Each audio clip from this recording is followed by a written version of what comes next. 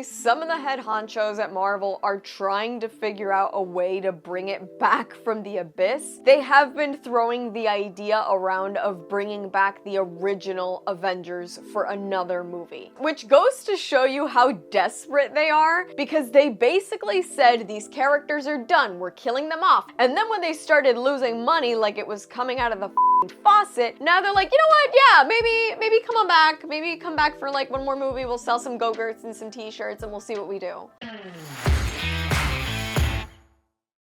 Hi y'all, SnarkyJay cosplay here.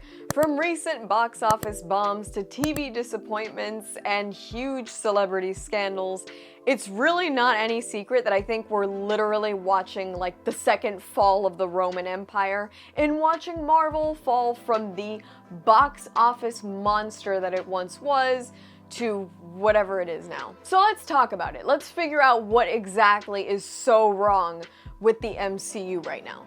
Well, in September, a lot of the big heads of the MCU met up, and that's where we got that news about Daredevil Born Again basically being scrapped and restarted. I have a video about that if you want to check it out. But in the grand scheme of things, Marvel as a whole has kind of been in limbo. After Avengers Endgame, it seemed like the MCU really had no place to go, especially because we lost all of our big stars. The fact of the matter is that after Endgame, interest waned by quite a bit, including my own. They got rid of a lot of the people that I cared about, and honestly, these B-list superhero stories they're trying to tell don't interest me at all, especially not when movie tickets get more and more expensive. Now, it seemed like one of Marvel's biggest challenges was going to be finding their next big bad. Marvel immediately got to work on starting to develop their next Thanos-level threat, and that was going to be Kang the Conqueror. Kang the Conqueror is played by Jonathan Majors. He made appearances in the Loki TV series. He also appeared as the big bad in Ant-Man and the Wasp: Quantumania,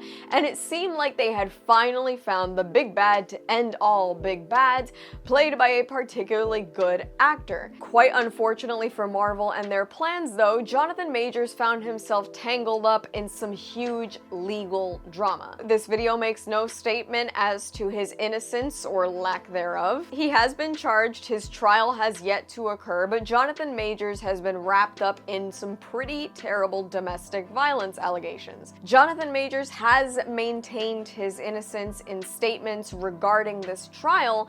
However, he's already been marred by the controversy. Already, Disney and Marvel are having to sort of pick up the pieces and see what they do, because their major villain for the next huge phase of Marvel the Moneymaker is being charged with domestic violence. Now, Marvel's supposed idea for what to do next is replace Kang the Conqueror with Doctor Doom as the main villain. I really don't have many complaints about that switch. If Doctor Doom is done well, he can be an incredibly interesting villain. The point is, though, that it is a mess. People who've already seen the last episode of Loki, which at the time of this video's recording is set to come out next week, they've already said that they have no idea that with what they've set up at the end of Loki, they don't know how the MCU is going to continue without Kang the Conqueror. But it honestly seems like that's exactly what Disney Marvel is going to have to do. If Johnny Depp lost his place as Jack Sparrow and they decided that any future Pirates of the Caribbean projects were not going to take place with him in them, then they kind of already established a precedent that we're gonna see Jonathan Majors, Kang the Conqueror, get fired as well. Now, next up on this video's agenda is the fact that Marvel is panicking about the Marvels. So Marvel has seen a lot of recent box office flops. Think The Eternals, think Ant-Man and the Wasp: Quantumania, and Thor: Love and Thunder. All of those were panned by critics and fans alike, and they never came close to breaking those box office records that some Marvel movies had been doing for years. The budget on the Marvels alone was $250 million. On top of that, they had a bunch of reshoots and delays, so I'm sure that considering marketing and reshoots and all that stuff, they've probably gone way over budget. And the Marvels is only projected to open to about 85 million globally, which is a far cry from those box office record-breaking numbers that Marvel used to get. You can call it superhero fatigue. At the end of the day, Marvel has basically just given us a barrage of exhausting superhero content lately. You could call it a lack of faith faith in Marvel projects. A lot of them have been incredibly disappointing, whether they've been movies or TV shows. They really haven't done as well as they used to. Or you could also chalk it up to the fact that The Marvels is considered the sequel to Captain Marvel, which isn't exactly a beloved Marvel film in the lineup. Either way, the heads of Marvel are trembling at the thought of how poorly this movie is going to do. Mark my words, it's gonna bomb. And perhaps Marvel's biggest and most pervasive issue is that their budgets are incredibly bloated, like to the point where you start wondering, is this like a money laundering scheme? Marvel projects have just become incredibly expensive and the quality has gone down majorly. VFX artists being overly worked and underpaid has resulted in a lot of shitty CGI lately. Recently, we all complained about how awful She-Hulk looked. Not only was it just a really lame show, but it also looked terrible. Well, you would think, small TV budget, right? Wrong! One episode of She-Hulk was said to cost $25 million. If you multiply that by 10, that's $250 million on a show that like 12 people liked. The budget for Avengers Endgame, a much bigger film involving much more people and way more superpowered individuals, the budget for that movie was $356 million. And that ended up breaking box office records and earning a whopping $2 billion.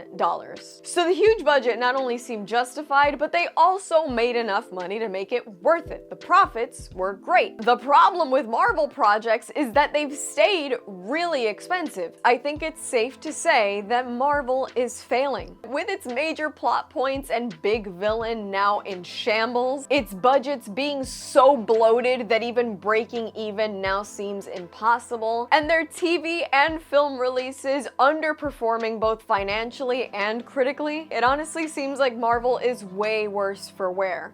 Now, supposedly, some of the head honchos at Marvel are trying to figure out a way to bring it back from the abyss. They have been throwing the idea around of bringing back the original Avengers for another movie. I can't imagine how much money they're gonna have to throw at Robert Downey Jr. and the entire cast to get them to come back, but supposedly that is Marvel's last-ditch effort, which goes to show you how desperate they are, because they basically said these characters are done, we're killing them off, we're sending them back in time, we're doing all kinds of shit, you're never gonna see them again.